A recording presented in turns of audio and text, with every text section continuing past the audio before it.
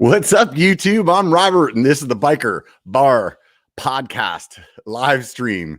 Man, it's been 2 weeks. I feel like I'm starting all over again. Like I didn't even know what I was doing.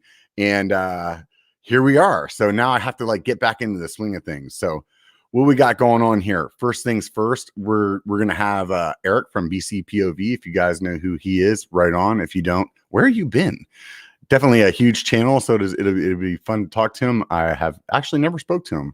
I don't think I have, other than just chatting on online. So anyways, so first things, you guys know how this goes. If you guys want to sponsor this channel and help it stay alive, it would be great if you could do that. And the best way to do that is to swing by patreon.biker.com and sign up for one of the tiers there. I have two right now, $1, $1 a month. It's like when you buy a beer at the bar and you tip that dude $1, it's the same thing, except for you get to watch me drink all the beers. And if you do $5 a month, you can get a sticker pack and the good warm and fuzzy feeling inside, knowing that you're filling up the beer fridge and maybe buying some bike parts or some camera gear or something like that. Honestly, the Patreon people is what keeps this alive.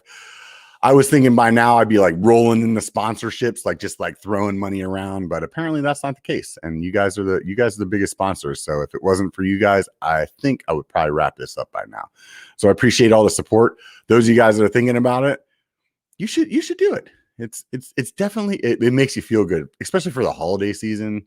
You'll be feed starving children in Africa or put beer in biker's fridge. Make up your mind. It's up to you. If you don't want to do that and you just want to support the channel some other way, hit the subscribe button or the like button. That's awesome. Also, if you want a little more content for free, then you can swing by Instagram or Facebook and look at BikerB1 and follow me there. If you guys happen to throw up a super chat while I'm chatting, most of the time I am like, hey, what's up? Thank you. But sometimes I'm in the middle of a conversation, can't always tell you how much I appreciate it. So I'm just doing that right now. So I appreciate that. Anybody that decides to do that. And I think that's all I got for today. So we're going to go ahead and bring Eric on and get this party started. What's up, Eric? How's it going? Not bad, man. How are you? Good. I want to say we have actually talked before. Have we? Yeah. I just realized I got chicken wings. Remember off camber? Oh yeah, that's right. That was a long time ago. Yeah, a long time. I think at least once we talked on off camber. Do you remember what the topic was? There was some good ones on there. I think it was riding at night, night riding, right on. Yeah. Which I haven't done since that episode. It's that time of year though, right now. Yeah, it is. I actually one of my Night Rider lights just recently finally came to the end of its life, and so I just bought 2 new ones. So I'm kind of anxious to go check them out. It's the days are short at this time of the year, so if you want to get good rides, like midweek rides in, I guess that's the way to do it. But I guess for those of you YouTubers that don't have a regular 9-to-5 job to go to, I guess you can ride during the day all the time. Huh? Yeah, pretty much as soon as I quit my job, I just stopped night riding. Yeah, right. There's no reason. Yeah, well, I will say when I first started night riding, it was especially the first couple of times, it was whoa, it's as if I'm mountain biking for the first time. Yeah. Again, it just felt so unique and different. Yeah. And then eventually I kind of got over riding in the cold and the wet, and especially up here in BC, it's always cold and wet in the winter. So yeah. That's definitely, I think one of the things that I enjoyed about it most when I got into night riding was it just made all your trails new again. Totally. Yeah. And you ride them in a different way.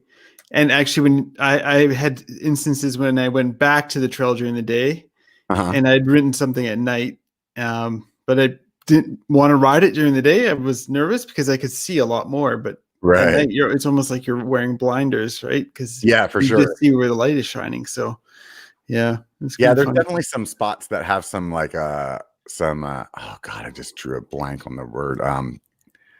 Whenever it's exposure, that's what I was looking for. Some spots that have some exposure. In the daytime, I'm kind of nervous, but at night, you're just you just see the trail and that's it. So you're there's no cliff, I don't think. So go ride into all those cliffy trails in the night.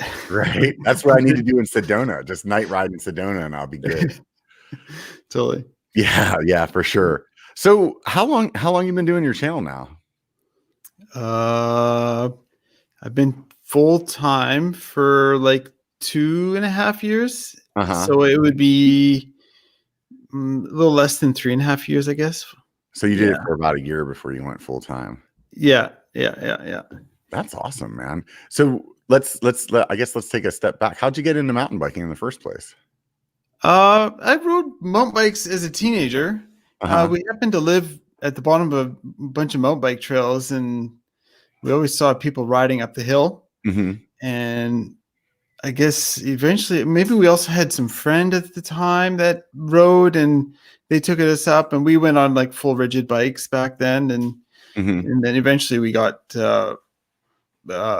full like a bike with a fork, a hardtail with a fork on it. And then so I did that for a few years, and then I got like a real job in the city, and I stopped riding because I figured it was time to get serious and have a career. Right. Which was really stupid because I moved to Vancouver, where a lot of the best riding in the world was, at least at the time. But I had no clue about that. Right.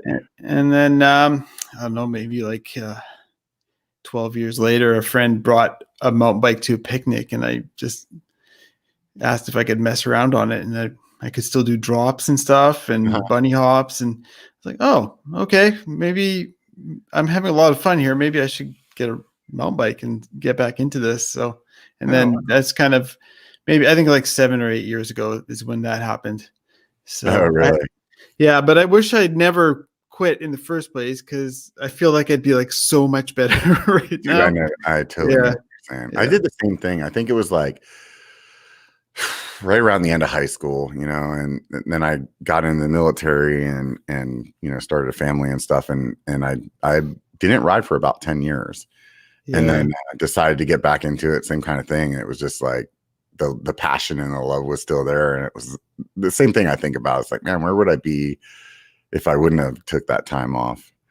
But but I think bikes have gotten a lot better now than they were. And I think it's actually more fun now than it was. Right. How old are you? When I first started? No, like how old are you now? 38. 38. So so you're a few years younger than me, not too many though. So you probably started in the late 90s then, when your first time? Yeah, I guess probably 97 or 98. Yeah. Right. Yeah. So the bikes have definitely come a long way. I mean, even I started again back in 2006, I think is when I started riding again. And even in the time from then to now, it's like crazy how much the bikes have changed. Yeah. It's pretty amazing. And just the trails have changed as well. Like people actually like put thought into their trails now, whereas back then they're pretty janky and maybe often old hiking trails or something like that. Yeah. When now there's like berms and jumps and transitions and all these kinds of things. So you guys have some pretty crazy stuff up there where you're at. I know when I started back in Pennsylvania in like the 90s, it was exactly what you said. It was like hiking trails, or like where they had taken out railroad tracks. Like it was nothing like what it is today. It's just totally crazy compared to that.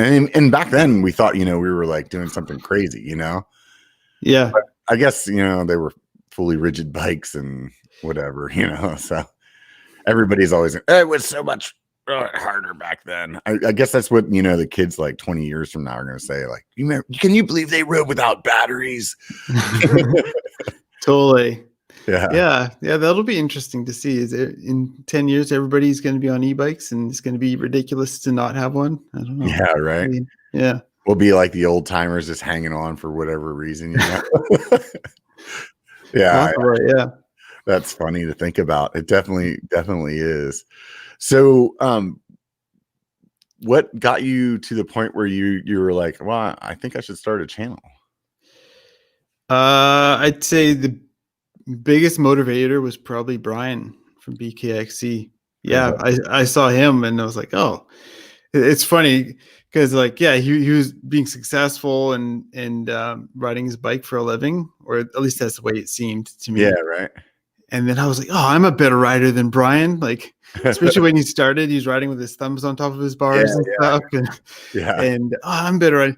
That's all I need to be, is a better rider than Brian. I'll be successful. It's totally not the case at all. Like, it's everything. It's almost everything but riding, that makes you successful. So, it definitely took me a bit to figure out how to be successful on YouTube. And then I guess also Nate Hills. But all he was doing was being a really good rider and showing it off. So I guess that there's the two sides to the story there. But I think it's a tough balance. I think that and YouTube's like weird, because like some people are like, that's all they want to see is like the super crazy good rider like Nate Hill, and they're okay that he doesn't talk, and you know what I mean, and like that's all they want. And then there's the other end of it that want a story, and then when you like mix them up, like you get 50% of the comments that are like, wish this dude would shut up, and then the other half that are like, like the other end of it, you kind of like, in some ways, like these kind of critical comments are good, but other times you just kind of have to ignore it, because it's just like someone that's kind of doesn't like the change.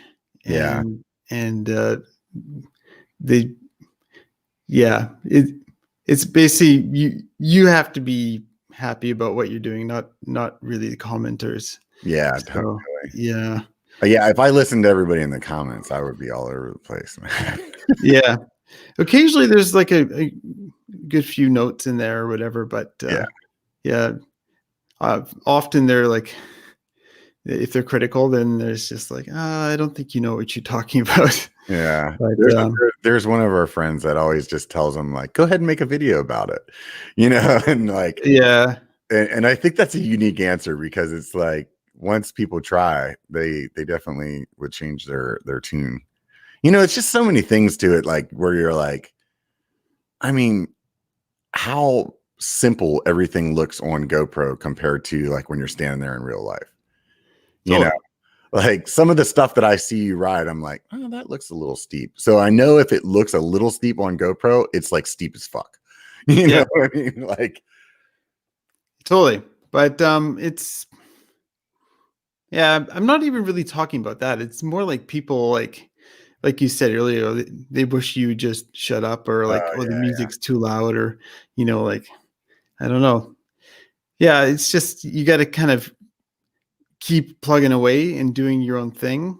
And then, like some criticism is good, but often it's just kind of misses the point. But and as for people that are telling you that it doesn't look steep or gnarly, or just send it, well, that's also kind of ridiculous too, because everybody has their own ability, and being able to tell that story of not being able to do something is super relatable for like 90% of the people out there, because everybody runs into that problem.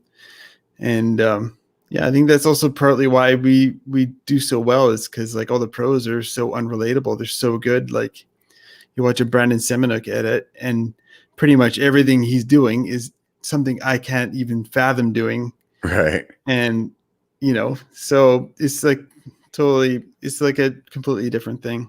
I hear you. I think what I was getting at with the GoPro thing was just like, once they get out and they try to make a video, and they see like how it's not as easy as it seems. You know what I mean? Like once you take this video and you think it's going to be like the sickest place that you've ever ridden, and then you look at the video footage and you're like, oh wow, I'm not going that fast. It doesn't look that steep.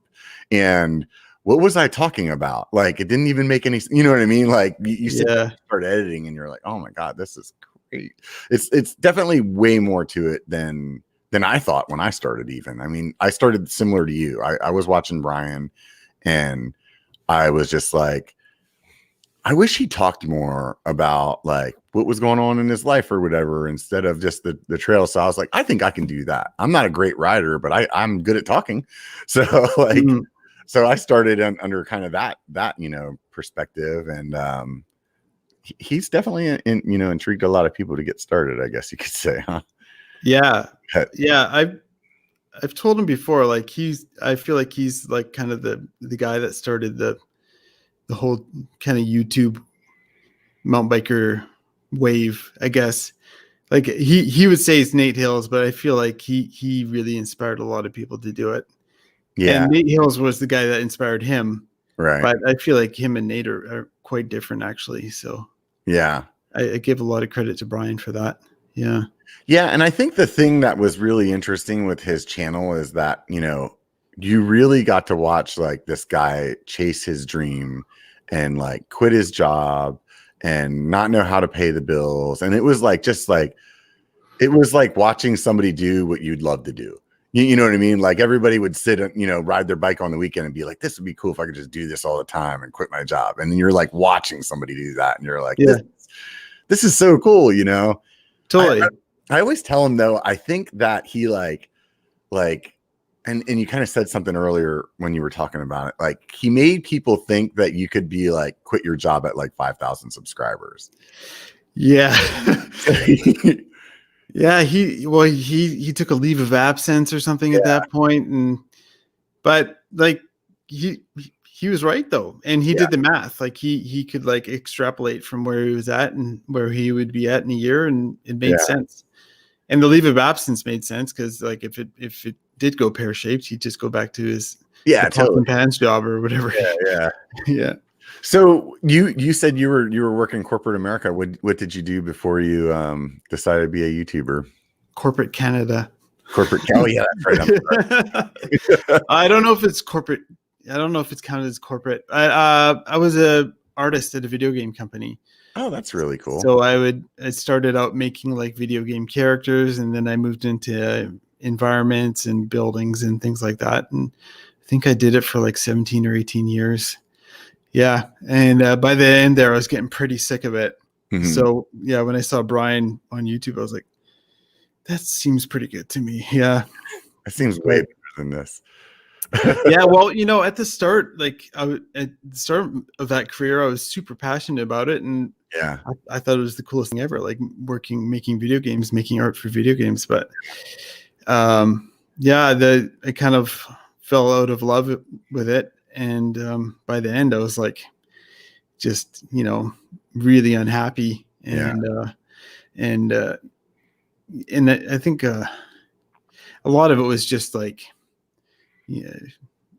just how games were being made now back versus like 18 years ago is quite different. But I think I probably would have gotten bored with it either way if had games stayed same or taken a different path. But yeah.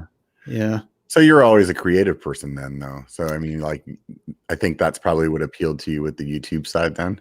Yeah. Well, I'd never really done any like legitimate video stuff, but in high school I had a fantastic teacher that he was basically this is how I got into video games.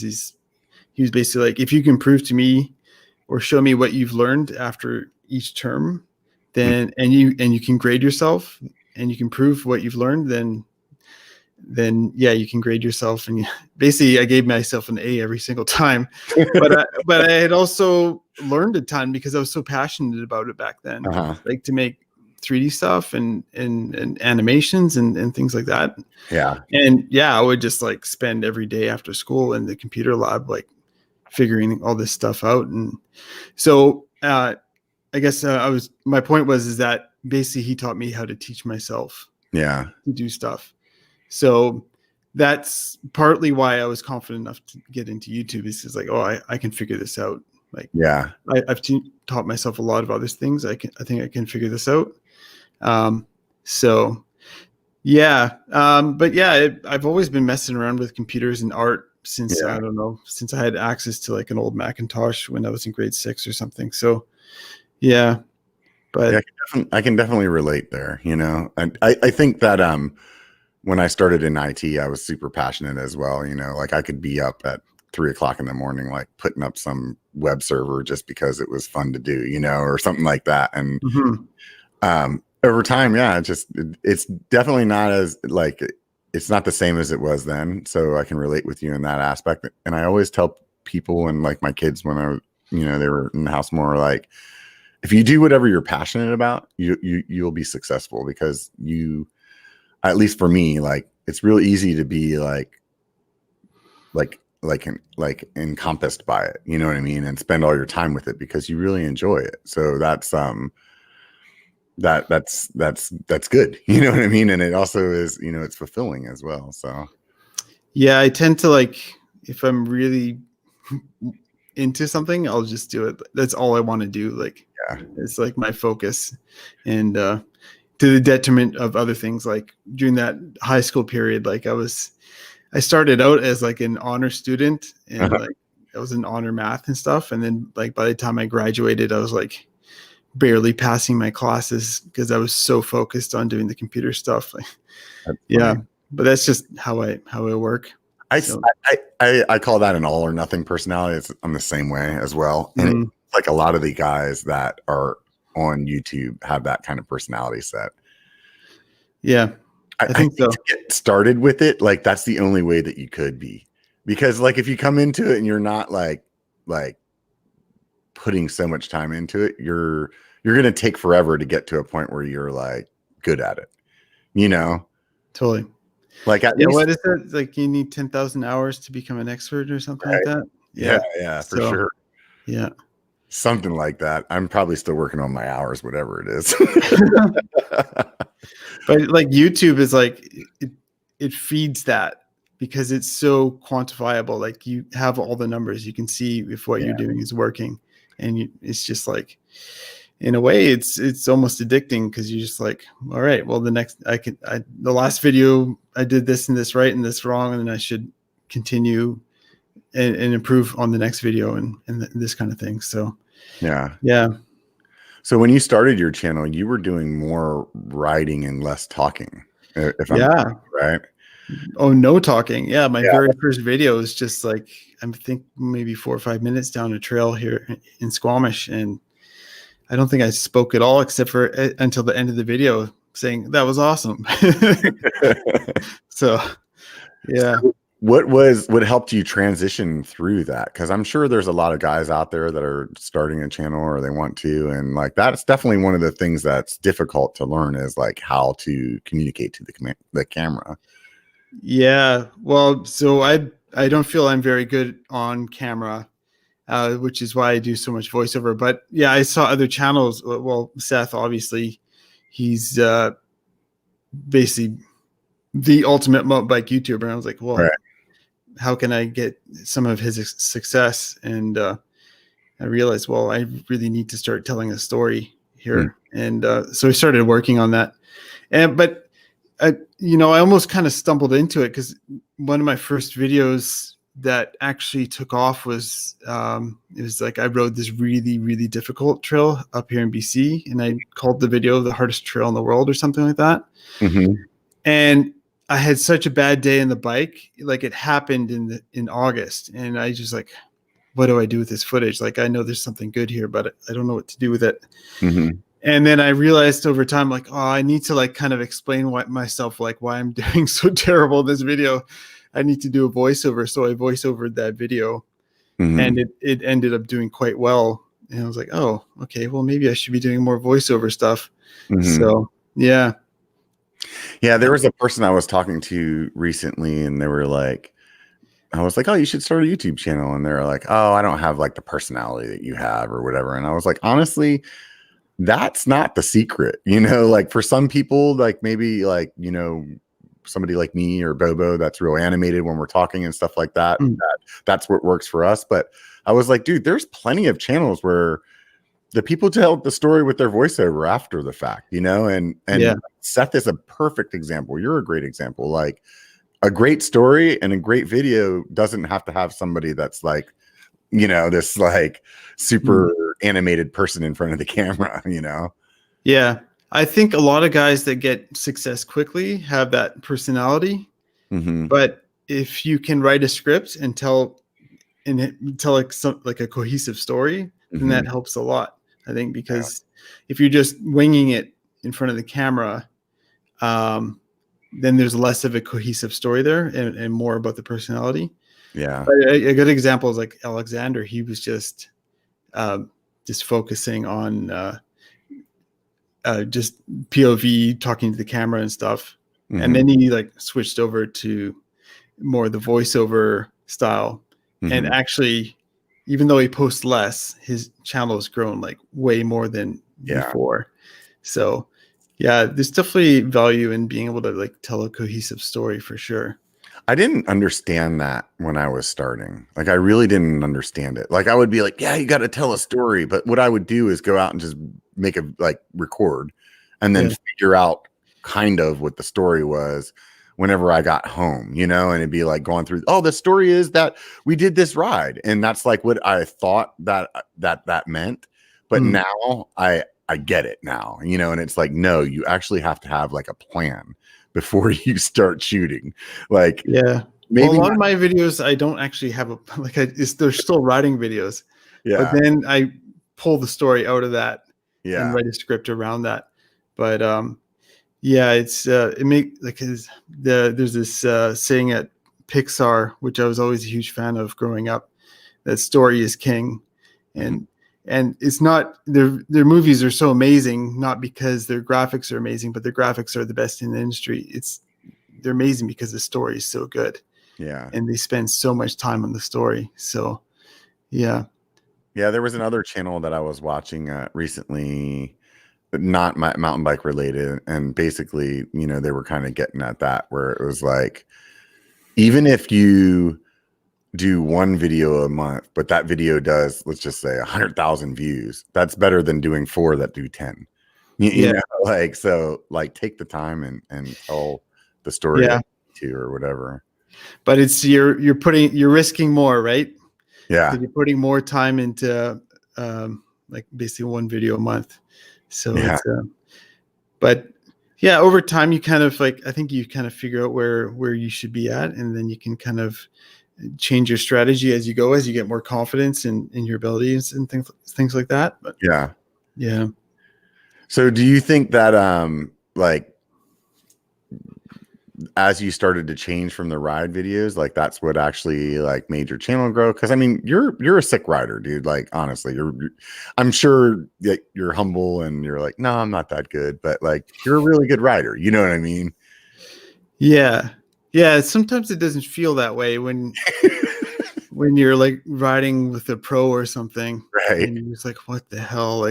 And it just destroys your confidence. But yeah, I would say I'm a pretty decent rider, but I'm nowhere near that pro status.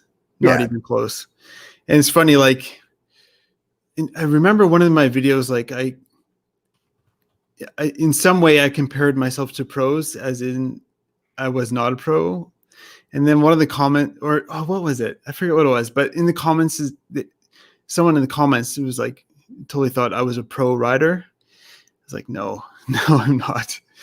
Yeah. It's the range from novice to pro is just massive. It's just unbelievable. So yeah, and plus, for example, Nate Hills, he is definitely a better rider than I am. Right. But he doesn't tell a story. So yeah, he's not growing as fast as a lot of the other guys who do tell a story. So yeah. And I it's how much of it do you think is luck though, too? That the algorithm just promotes your video, or do you think that no matter what, if it's a good video, it'll get seen and recognized? I think the algorithm actually does a pretty good job. Yeah. Generally. Yeah. I think it's really hard what they're trying to do. Mm-hmm. And I think they're doing a pretty decent job of it. Mm-hmm. Sometimes it's frustrating. I put out a hiking video, which obviously does not resonate with a lot of my audience. Right. So obviously it makes sense for YouTube to promote that video to my audience, because YouTube doesn't really know what the content of that video is. They just take what the reaction from the audience is. So I wish it was smarter at promoting that video to the proper audience, the hiking audience, because there's like a lot of hiking channels on YouTube too that get a ton of views. But yeah, so I think it actually does a pretty good job. But I think it also there's definitely a certain form factor that you have to make a certain type of video for YouTube for it to be successful, I think. Yeah. Like you couldn't put there's a lot of Oscar winning films that if you stuck on YouTube without the previous recognition, they probably wouldn't do that well, but they're actually really fantastic movies, Yeah. So, yeah. I see what you're saying. Yeah. But in terms of luck, if you think about just me in general, I feel like I'm quite lucky because I'm like a white male that grew up in a first world country and I speak English, and this is like a great thing for YouTube, right? Because mountain biking audience is like 95% male, and and I speak English, so it's I think that's pretty fortunate. I don't think I would have been able to do that if I'd grown up in China or any other non-English speaking country, So yeah, that's a good point. I didn't really think about that. People that I just assume that there's like a German version of us. You know what I mean? Like I would assume that there's like a Taiwanese guy that's like. But even like there's the German version of us, and I think there are. Yeah. Well, one example is Fabio Wilmer, but that doesn't quite count. But like if you're just gonna like the fact that I speak English is just such a massive audience, but the German, like if you can only speak German, then it's a way smaller audience. Yeah, I see what you're saying. Germany and Austria, I guess. Right. So, yeah, it's pretty fortunate, I would say. Yeah, for sure. To be able to speak English, yeah. So, is the country that you grew up in French speaking or? No. Well, Canada's French and Canadian speaking. Yeah. I just know. I'm sorry, not the country, but like the province or whatever. Because isn't it like some of the provinces are like French speaking and some of them are. Yeah, Quebec is French speaking, and then basically the further you go west, the more English it is. Basically, Quebec is the only province where that's like the official language. Oh, I see. And then every other province, I think, is either English and French. So like it's almost like a gradient. The further you go west, the less people speak French. So the surrounding provinces of Quebec, a lot of people speak English and French. Oh, I see. Yeah. Are you just English? Yeah, my French is terrible. We were forced to take French in high school, and I hated it. My French is really bad. Yeah, but my parents are Dutch immigrants, so I can speak a little bit of Dutch. But yeah, I was born in Canada. Yeah, right on. Yeah, some people say I have an accent, like not a Canadian accent. There's something else in there, but I don't know what they're talking about. Canadian to me. I don't know. Yeah, maybe it's Canadian. Right on, man. So you're plugging away at your channel and things are getting better. You're learning how to tell a story. And what point is it that you're like, how many like subscribers or was it like money or something like that you were like, okay, I think I can quit my job? Because I mean, obviously being a video game designer, it's not like you were making like minimum wage. You had a pretty good job, right? So yeah, I think I can't remember in context of like where I was at with the videos, like how like my quality videos, but I knew that I was making enough income to like scrape by, especially with a van, and so yeah, I quit my job, and I also knew that if I quit my job, I could put more effort into the channel.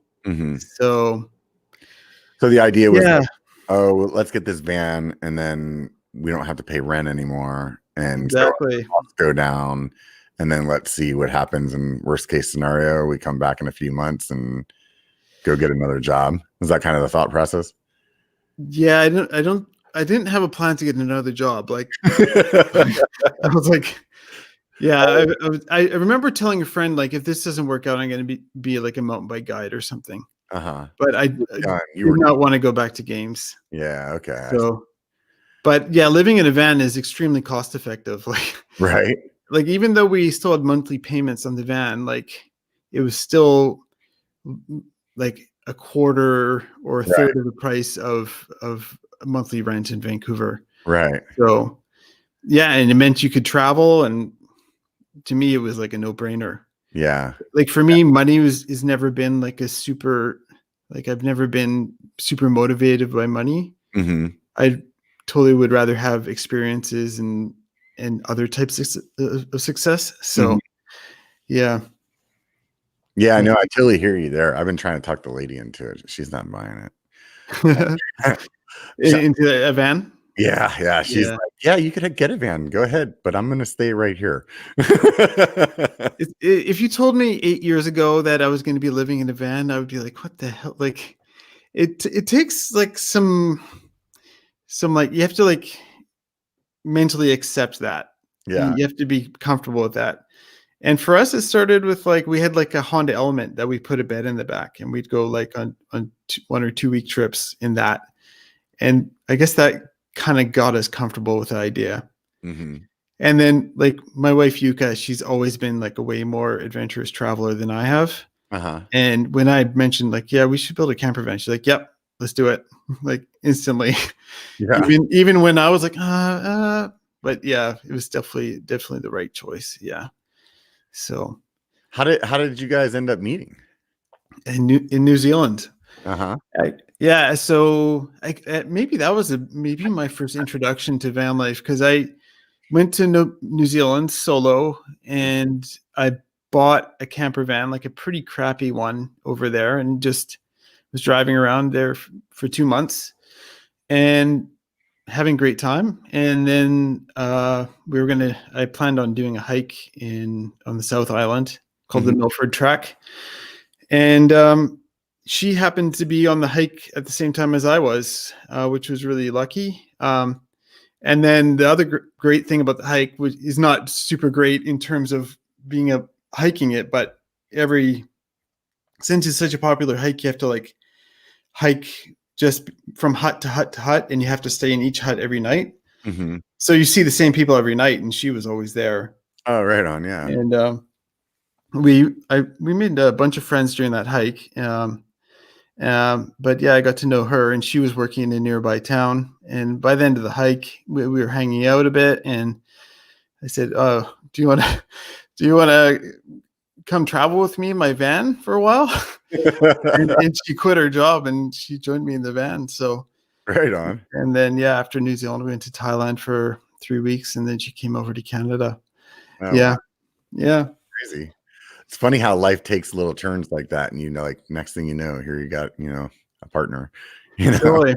Yeah, and it was like probably one of the best situations to meet her in, because she's already doing this fairly hard hike solo, and I'm like, oh, this person is obviously like this, has the same interests as me, and can handle a bit of stress and uncertainty and things like this. So yeah, it was good. It's good stuff, man, for sure. So basically, whenever you're like, I want to quit my job and get this van, she's like, yeah, let's do it. Like not even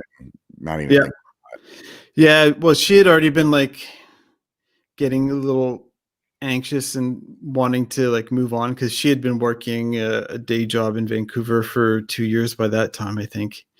And she was we need to go travel, we need to go do something, and it can't just be for 2 weeks or 3 weeks or something. So yeah, she was totally down with it. And yeah, it was.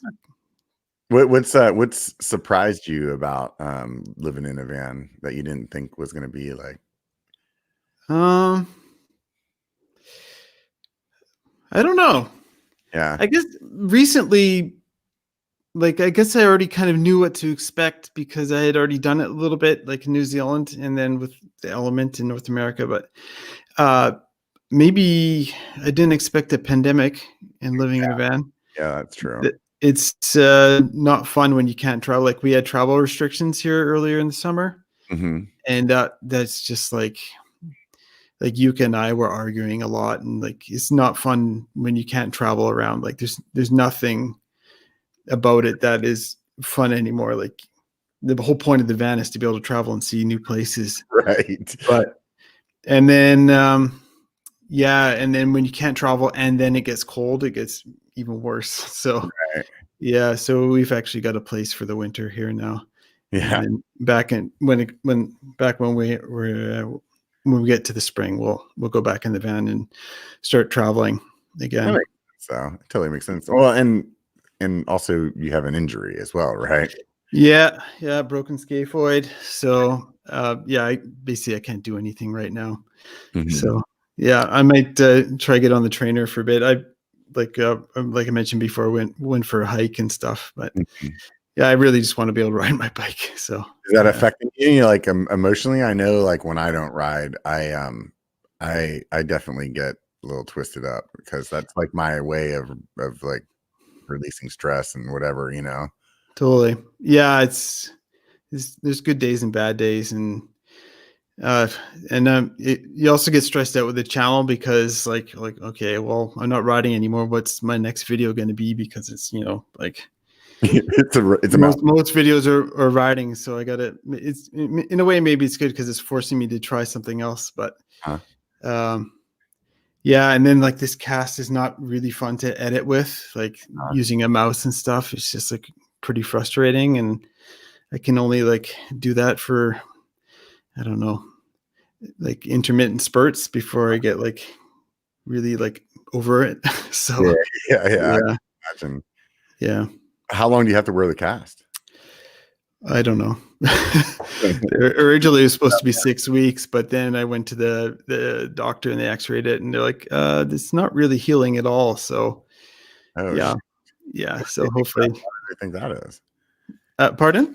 Why do they think it's not healing? What's that? I said, why do they think I'm not sure. I'm a little frustrated with them because they don't really tell you much. They just like, okay, I'll see you again in 3 weeks or whatever. So I'm going to see the doctor on Tuesday again. So hopefully I can get some more info out of them or something. Yeah. It's a little tough when because the first like prognosis, you got to wear the cast for 6 weeks and then you're probably good. But so I was like, okay, I can do 6 weeks. But then when they said, okay, it's not healing, then that's when I was like, it kind of hit me, and it's kind of, that was a bad day. I wasn't feeling too good after that when I thought I'd be walking out without a cast, and they told me, okay, see you again in 3 weeks. So but I can imagine. I can totally imagine. I did a really bad shoulder separation a few years back, and I couldn't I couldn't ride for like almost 6 months. And it was it was really tough, man. It was really tough for me because, like I said, I mean, like that was my way of like that's pretty much my whole life. You know what I mean? Like there's other things that I do for fun, but like realistically, like I spend all my free time, like riding mountain bikes or doing a channel about riding mountain bikes, or you know what I mean? So it's like definitely, I mean, I didn't have the channel back then, but it's tough, man. It's tough. Yeah. Like, and if I was to go like hiking, for example, like all I think about while I'm hiking is like, oh, this trail would be cool on a bike. Yeah. Totally. So yeah, I know. I had the same exactly. Like I broke this scaphoid 4 years ago. And I was out like, it was a pretty terrible timing too. It was during the summer I broke it. So all my friends were out riding and and you try to get out for hikes and stuff, but you're just like, I wish I had my bike. Right? I mean, you don't like hike down a hill and be like, man, that was really fun. You know, like, oh, it was beautiful, but it wasn't like you don't get that adrenaline kick, Totally. So I guess at least it gets you out there. It's better than nothing. Yeah, definitely. I mean, and I think that there's something soothing about being in nature, so that's definitely good. And obviously any kind of exercise is good for you as well, but it's just not, the same. And I feel like maybe then it like kind of digs into you a little bit more, because then you're thinking about it because you're out there. You're like, I could be doing this other thing, like. Yeah, So, totally. So you guys jump in the van and start touring around. Didn't you guys go to Japan too, right around then? Yeah, that was before I went full time. Right before you went full time? Because I remember the cat video. That was the first videos that, like, for whatever reason, like, I knew your channel. I would watch stuff here and there, and it was like, but that was like one of the first videos where I was like, this guy's telling really good stories. Yeah, actually, that was another one of those videos where I tried to do something a little different, and it's kind of like the hiking video. I was really hoping it would do well, because it's like the internet loves cats and they love Japan. But it was like, oh, this is gonna blow up. It totally didn't blow up, but yeah. I tried that. Yeah, go ahead. Oh yeah, we did 2 months. That was actually another precursor to van life, because we did 2 months in the van in Japan. Yeah, so we were riding all over Japan, and like one of those mini little K vans. So yeah, it's a very small van, but it actually turned out to be fantastic. Like, it's a great little vehicle, and then we slept in it. Like, it was perfect place to sleep. So that's cool. Yeah. Do you speak Japanese too, or no? Not really. No, really, like maybe 20 words. Yeah, but yeah, obviously Yuka's fluent. Yeah. Okay. So that's her nationality, right? Yeah. Okay. Yeah. So she grew up over there or whatever, or like. Yeah, she grew up over there, and then she basically left in her early 20s and went to Australia and New Zealand, and learned English over there. Oh, that's basically cool. Jumping in the deep end. And yeah, I met her in New Zealand. But yeah, her family's like, well, why would you go there? Like, no, you don't speak English and all this. She's just so adventurous that she's just like, yeah, I'm going to give it a try. So, and she spent like 3 years over there. So I'm always intrigued by people like that, Yeah. Like, I'm like, on the outside, I seem like I like no fucks given, but like, I'm definitely very calculated in everything I do, and so it's like, to be like, you know what, I'm gonna sell a house, I'm gonna freaking, like you did, I'm gonna quit my job, I'm gonna get this van. I'm like, I just like, I'm like, oh, I don't know if I can do that, like. Yeah. But it's been like easier and easier to do, like, because the like internet on your cell phone is so good now, and like 30 years ago it was way harder to travel around. Now it's like you just look on your phone and you just drive straight there, kind of thing, like. So yeah. Did I would imagine some of your travel, or a bunch of your travel plans, got messed up this year. So what are you looking at for next year? Yeah, well, we were planning to go to Alaska this summer. That was the plan. But yeah, obviously the borders are closed. So yeah, we're hoping to do that next summer, and hopefully the borders are open. But if we can't, then BC is a pretty fantastic place to be in the summer. So yeah, but maybe there's also quite a bit of riding in northern BC and stuff. So yeah. Because you guys toured around the States for a bit last year too, didn't you? So I remember you were in Sedona, and did you get back east too? I don't remember. Yeah, last when we left, like last August, and we drove across Canada to Quebec, because there's a lot of good riding there, and then we drove south through like Vermont and Georgia, and all the way down to Florida, and then we drove back west through like Bentonville and Austin. Into California and stuff, and then so we did a big lap, and then the year before that we went down to Mexico and rode a whole bunch of stuff in Mexico, and yeah, it was good times. Yeah. What's like the top, a couple of places that really stick out to you from those trips? Yeah, the desert stuff is always like the most interesting, I guess. Why?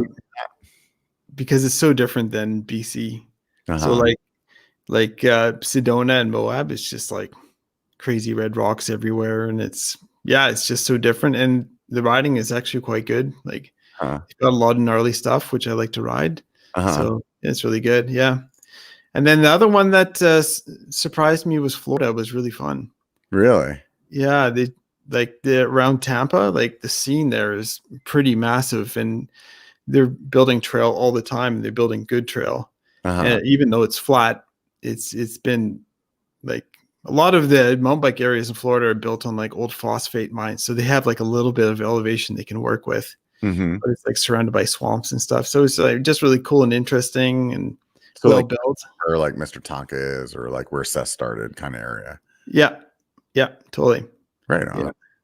Yeah. That's interesting. You know, it's always cool like going somewhere else and seeing how their trail builders like do things, you know, like the trail systems are always like so different. It's not like you've ridden one, you've ridden them all, you know. It's just like you're like, oh wow, these guys like build with lots of berms and they do this, or these guys build all these like wood features, or these guys do these drops, or you know what I mean? Like totally.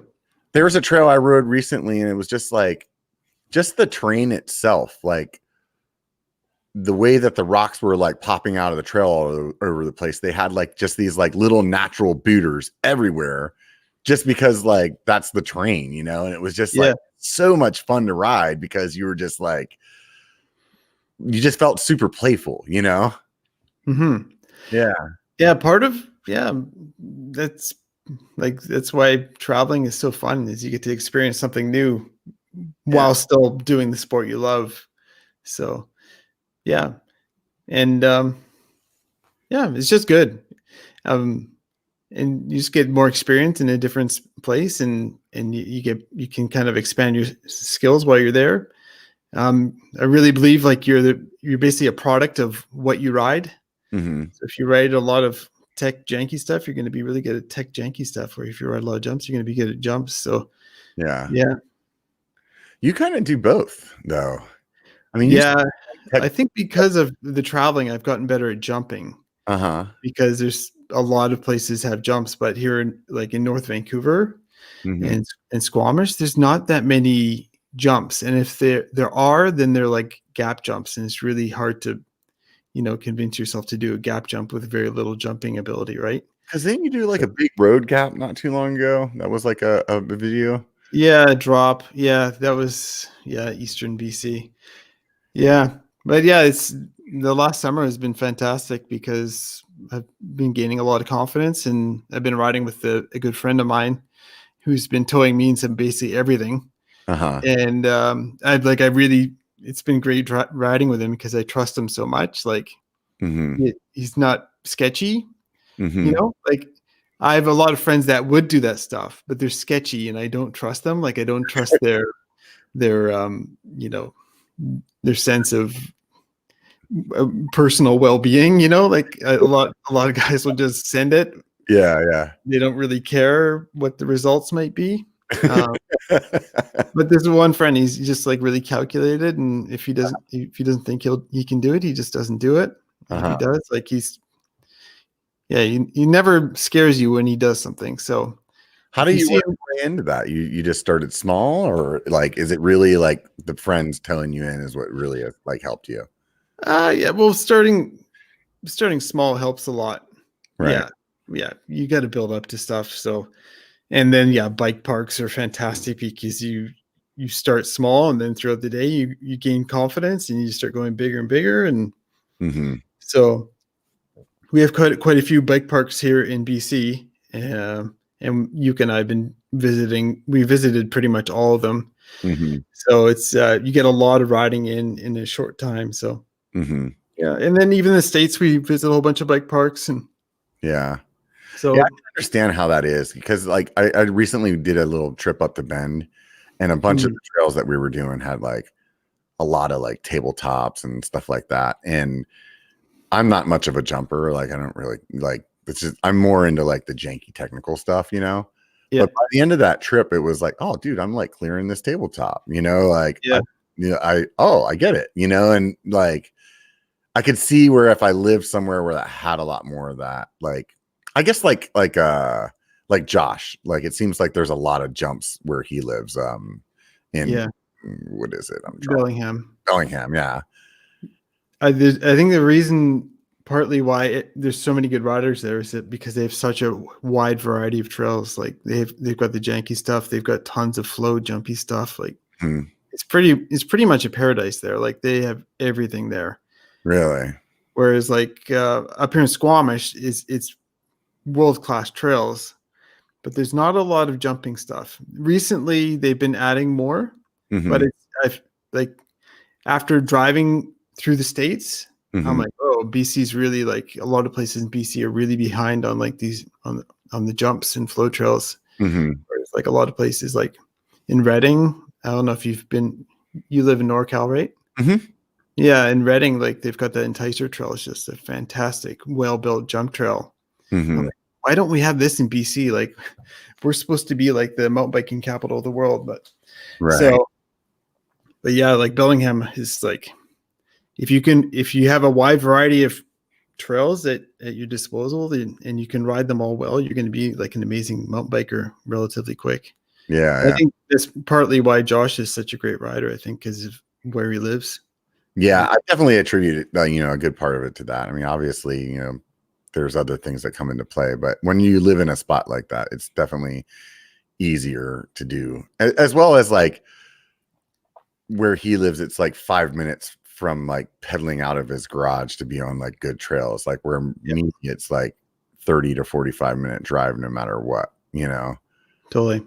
Like even if I wanted to go to a bike park, it's like 20-minute drive, so like having the ability to be able to just like roll out your door and get in, let's just say 30 minutes of riding and come back like that's worth a lot. I think that's the one thing that's like making me really feel like I want to move from where I'm at right now. Because like, my kids are my daughter's graduating this year, so she's the last one in the house. So at that point, it's like there's nothing that like really keeps me to where I'm at geographically. And I've moved a lot in my life, so now I'm just like trying to figure out like where can I move that's gonna like let me ride more. Totally. And you have a ton of great options. Yeah. Like during this pandemic, I wouldn't mind being an American citizen because it's you have so many places you can go year round. Yeah. Whereas up here, I'm like stuck in the southwest corner of the province because everything else is snow up here. So it's pretty amazing time to be an American, actually. So yeah. Pandemic I was hoping to go to BC this summer. That was one of my like big trips that I wanted to do, and the pandemic kind of put a kibosh on that. But fortunately, we have like Tahoe riding here, which is like really, really good riding. And I don't know why, but it just doesn't get the like fanfare that a lot of other places do. So I definitely am not feeling like I'm missing out by like riding in Tahoe, so yeah. California's got tons of great riding. Yeah. It's just a lot of it, it's, you gotta, I think one of my friends said he thinks the reason that Tahoe doesn't get as much like excitement about it is because like a lot of the good trails, like you actually have to ride, like put in the effort to get up to the top and do the ride. And it's at elevation and it's a big ride. So it's not like somewhere like, let's just say Whistler, for example, where it's like this huge lift access place that, people can go and ride all kinds of stuff all day long. You don't have to be like ready to go climb from 6,000 feet of elevation to 9,000 feet of elevation for 2 hours before you can descend. You know what I mean?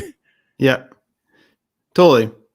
Yeah. Like mountain biking has all sorts of skill sets, and definitely being able to pedal up a mountain is one of them. Yeah. Right. For sure. Yeah. But go ahead.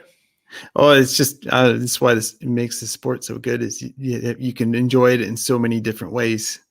Yeah, you can be a trials rider, a dirt jumper, or XC geek, or park rat. There's so many ways so many different aspects of it. When I first started riding in the 90s, it was like if you were a mountain biker, it was like one bike to choose. Like it was like the road bike that had knobby tires, right?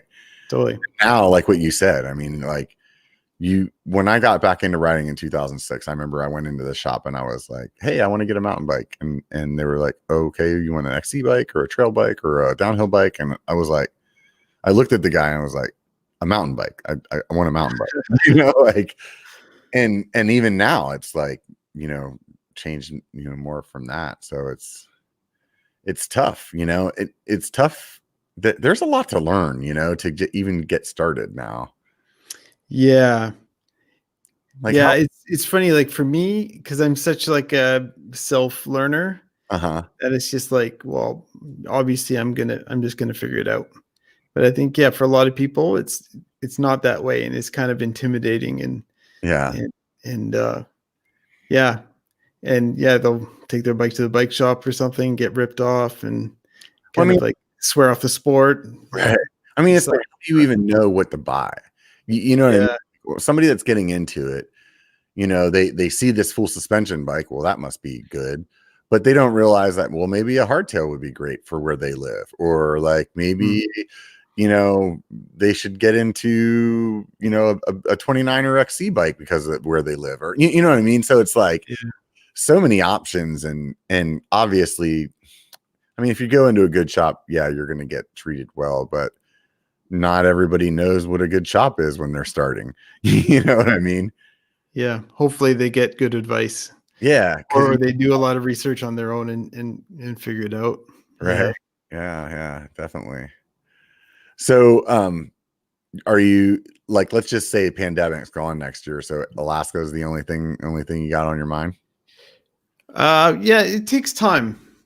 So yeah, like we don't want to rush through driving up there. Like we want to stop along the way. Like there's tons of riding in northern BC and in Yukon and all that stuff.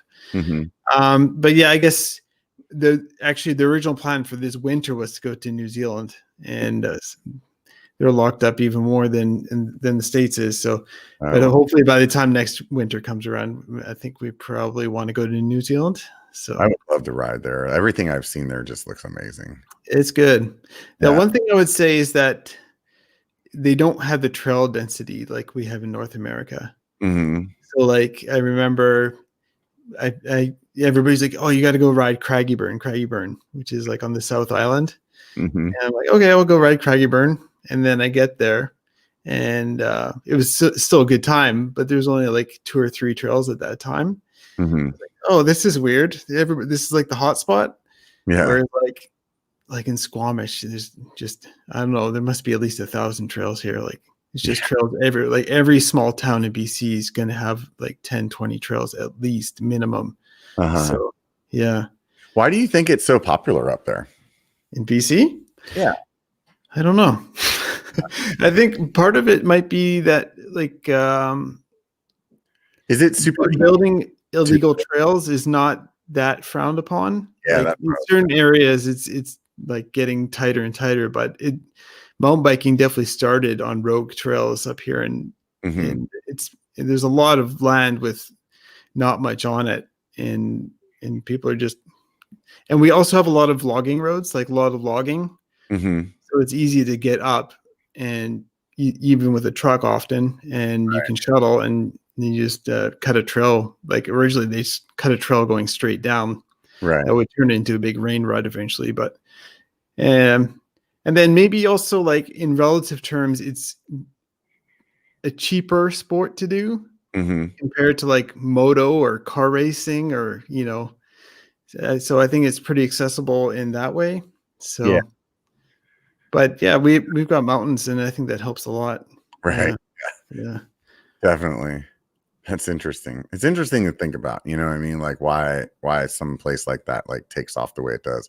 But I think it's probably a lot to do with what you said about the rogue trail building not being like frowned upon, It probably, I think a little bit has to do with that. Yeah. Cause I know in the States, it's definitely a lot tighter in certain areas. Yeah. Like, well, you always hear about like Marin County and stuff like. Yeah. Marin's horrible. Yeah. Oh, Marin. Yeah. Sorry. It's just like, or like, yeah. I mean, Marin's basically like the birthplace of mountain biking, and they're like anti mountain biking, it's like, why, they could really like milk that, and like totally turn it into something else. Or like, for example, I'm sure you rode like Santa Cruz while you were here. Yep. Like that's a great example of like, here's this trail system that, could be or is already probably bringing at least $1 million of revenue to that city annually, if not way more, you know. And instead of them like embracing it and like building more trails, and like they're constantly like, you know, trying to give people tickets and keep people from riding there, and it's like, why? Like I don't understand like why you're what is it? I don't get it. You know, I just don't understand. I don't understand like trying to keep people from like doing something outside. You know what I mean? Well, I think often in a more populated area, there's more opposition. Yeah. So like in North Vancouver, all the trails are like basically in people's backyards. Like their backyards lead into the mountain. So there's definitely more opposition there and more restrictions. But then you have like towns like Squamish, or even there's like lots of small towns that are like actually focusing on mountain biking as tourism. Right. And it's like they see it as a super valuable part of their economy, their local economy. So yeah. But it's pretty crazy up here. Like if you drive from BC, or I mean from Vancouver up to like Whistler on a weekend, it's like every fourth car has like a bike rack or bikes in the box or whatever. It's every fourth car is like a mountain biker. Is pretty crazy. Yeah. It's huge. It was pretty similar when I was in Bend that way. Like it was, you know, like that city is really full of mountain bikers, a lot of them. It was kind of crazy to see that, like that accepted, you know? Yeah. And it's people move to where the good riding is. So then you get these little hot spots, and yeah, it's awesome. I think overall though, mountain biking is really becoming like more and more mainstream. Like definitely. Totally. Like, I mean, even 5-6 years ago, like you got on the freeway to go to the trail system and ride, like you might pass one other dude that had like mountain bikes on his car. You know, and like you're going to the trail system now and you're going to pass, and even if you're just driving that direction now and you're not going to ride yourself, like you're going to see like 2 vehicles, 3 vehicles maybe that have bikes on them, and you're like, that's definitely way different than it used to be. Is it? You know what I'm saying? Yep. So yeah, and to get to back why it's so popular, I think just generally it's like a pretty inclusive sport. Like it's definitely a hard sport, but it's not as hard as like skateboarding or BMX or like it pretty much almost every demographic can ride a mountain bike. Right. And I'd say it's almost like skiing in that way. Skiing, I would say, is still an easier sport in terms of, you know, being able to do it, but mountain biking is pretty close, I think, especially with a modern mountain bike and modern trails. It's just like, you know, I would think that skiing is harder than mountain biking. I mean, like at the beginning level, you know what I don't know. Yeah.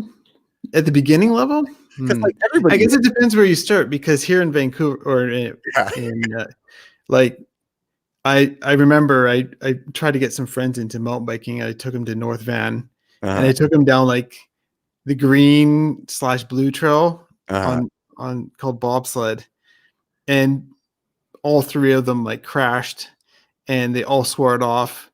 2 of them injured themselves, and 1 was crying by the end of it. So, but then with Yuka, I took her to like the easiest place I could think of to like get her into it. And even then she still crashed, but she's pretty hardy. So it went okay. But yeah, I imagine in certain areas it's a lot easier to get into it. But North Van is like not the place to bring a novice at all. Like even when what you think is easy for someone with 0 skills at all, it's just like really intimidating, and there's a good chance they're going to crash. So that's the skill set is definitely very relative to what yours is whenever you're saying easy or hard. You know, it's really, that's something that's very difficult when I would imagine you run into this, you know, when you're traveling, like, hey, I want to go get something gnarly, you know, and that to one guy is something totally different than it is to somebody else, you know. And even the terrain makes a difference. Like a double black trail in the desert is different than a double black trail up in here in BC, because the surface is so different, and you don't know how your bike's going to react in that situation. So it takes a bit of time to understand what your bike is going to do. Yeah. So, Yeah. Like I remember like in St. George, I'm like, if this trail was in BC, I could ride this, but now because it's like sandy, like I don't know how to ride sand kind of thing. So yeah. Yeah, that's definitely a tough one. There's a lot of sand in Tahoe, so I've definitely been getting better at that, but it's definitely not confidence inspiring. Like coming into a turn and just feeling your front end just be like wishing, like you're like, yeah, it's the worst feeling ever. yeah, but then, like when you get better at it or like used to it, then you're like, oh, I understand how to ride through this. But it's definitely not like, it's definitely, you have to like play some kind of Jedi mind trick on your brain, because your brain's like, this is stupid. This is not the way it's supposed to go. Yeah. That's yeah, like all the local riders are like, oh, this is fine. But yeah, there's this jump line in South Lake Tahoe that's like super sandy, and I can't stand it because of that. And like the people that ride there all the time, though, like it's not even a deal to them. And like to me, I'm like, this is garbage. Like, why would you even want to do that? Like, yeah, I don't know. Yeah, you, like I said, you're a product of what you ride, pretty much. So if you were there every day, you'd be like, this is fine. Yeah, this is great. What are you talking about? Yeah, totally. So, any plans of like driving south, like all the way like through Mexico into like South America or anything like that? Yeah. Yeah, I'd love to do that. We've been watching this show Long Way Up. Uh-huh. Do you know that show with Ewan McGregor and Charlie Borman? So it started out as a show where like Ewan McGregor, he's from like Star Wars and Trainspotting, the actor. Yeah. He and his buddy drive around the world through like Mongolia and Russia and stuff. And it's like on motorbikes. And so that really, just watching that, you're like, that's such an amazing adventure. I want to do that. So, and recently they're doing the same thing from South America to LA. Uh-huh. And it's a really cool show. And I've always wanted to do it. And that's like really kind of reignited that, just wanting to go down there and drive down there in the van. Yeah. It'd be great. And there's riding down there too. So maybe not as much as up here, but there's definitely plenty of riding. So yeah. Yeah. Do either one of you speak Spanish? No. How did Mexico go then without speaking Spanish? Yeah, we just used Google Translate a lot. And yeah, we pick up little words here and there. I think if we spent like a whole year in Spanish speaking countries, we probably get a little better. But yeah, right. I think we only spent, I think it was 2 months in Mexico, so we didn't pick up too much. But yeah, you get, that's part of the adventure though, right? Like you just jump in the deep end. And yeah, like I traveled to Japan before I met Yuka, and like a lot of Japanese people don't speak English and I don't speak Japanese, but the interaction of trying to communicate that like with hand gestures and in your phone is actually kind of fun. Yeah, at least for me it is. So yeah, I really enjoy seeing other cultures, so I can understand what you're saying there. Totally. So yeah. It's really fun, and I find even with myself, like I am more like willing to try something new or different just because I'm in their country, and maybe it's their culture or their, like maybe say like food things or something like that, where it'd be like, if I was at a restaurant in the US, it'd be like, I am not eating that, but if you go to that restaurant in their country, you're like, well, I should try this, maybe it will be good, like it's funny about Mexico. Like I'd eaten a lot of like American Mexican food. And then I went to Mexico. I'm like, oh, this is Mexican food. Like the American stuff is not Mexican at all. Like, how if you go to a Mexican restaurant, they always give you a huge serving of rice with it. Yeah. In Mexico, they don't do that. You just buy like 12 tacos for like $1 each or something. And like, they don't load up it's funny. Like, and before Mexico, I was like, I don't like Mexican food that much. And then I went to Mexico, and they're like, oh, Mexican food is amazing. It's just this American version that I don't like that much. So, yeah. we're good at taking a good thing and screwing it up, man. So yeah. Well, there's like a whole gradient in the States. There's like you go from like Taco Bell Mexican, like, or Tex-Mex. Yeah. And then you can get some pretty authentic stuff, but you need to know where to go. But yeah, totally. Everything in Mexico it's Mexican. Right. Yeah. And it changes from region to region too, which is pretty cool. But yeah. That's super fun. Yeah, that's definitely I'd like to go down there and ride. That's one thing that my channel has helped me do is, actually like riding in different places. It's like one of my buddies got married and we went to Hawaii for the wedding, and it was like, okay, well, where are we going to ride? You know, and like that was, even though I was a mountain biker in the, all along, like that wouldn't have been in my like thought process, back, in 2008 or whatever, like it would have been like, oh, we're going to Mexico, or we're going to Mexico or like Hawaii, let's go sit on the beach and drink freaking Mai Tais all day or whatever, like it wouldn't. Yeah. The resort thing is like totally unappealing to me. Yeah. Like you're going to Mexico, but you're not really experiencing Mexico. Yeah. I'd rather like go to like one of the cities and like really experience what it's like to be a Mexican and live there. Yeah. Yeah. I definitely would do that. Like that aspect of it. It'd be like, I think I was just paraphrasing though. It's like, I definitely wouldn't think about riding bike when I went somewhere. And now as soon as I'm like going somewhere, let's say it's like a work trip comes up and it's like, oh, I'm going to go to this city. It's like, okay, well, what riding is there? Yeah. Well, for me, it's like, I ask where can I go that has riding? Yeah. Yeah. So it's not that. Yeah. And if it doesn't have riding, well, it's a good chance I'm not going to go there. So. Right. Yeah. For sure. So, you've got yourself a pretty interesting bike. How did you end up getting that? Well, my deal with Norco was ending, and so I was looking around, and I'd always seen. So I guess it starts in New Zealand because I'd ridden a high pivot bike in New Zealand called a Zeroed. Yeah, I've ridden those. Yeah. Oh, you've ridden a Zeroed? Oh yeah, super fun bike, man. Really fun bike. And it was a downhill bike, and it was actually like the bike that the shop was trying to sell, and they're like, you can only rent this bike if you're actually interested in buying it. I told them, like, I'm not interested in buying this bike, but I really want to try it. And they're like, oh, okay, you can take it. and then I rode it. I'm like, wow, this bike has the best back end of any bike I've ever ridden. Like, and then it was super stable in corners because like the wheelbase actually grows as it compresses because the axle moves rearwards. So it just feels super stable and super good. And I'm like, oh, this bike's amazing. Why don't more people do this? Yeah, I can say 100% when I rode that Zeroed, I've never felt so confident in turns as that bike. Like it feels like a boat with a keel, like just so solid. Yeah.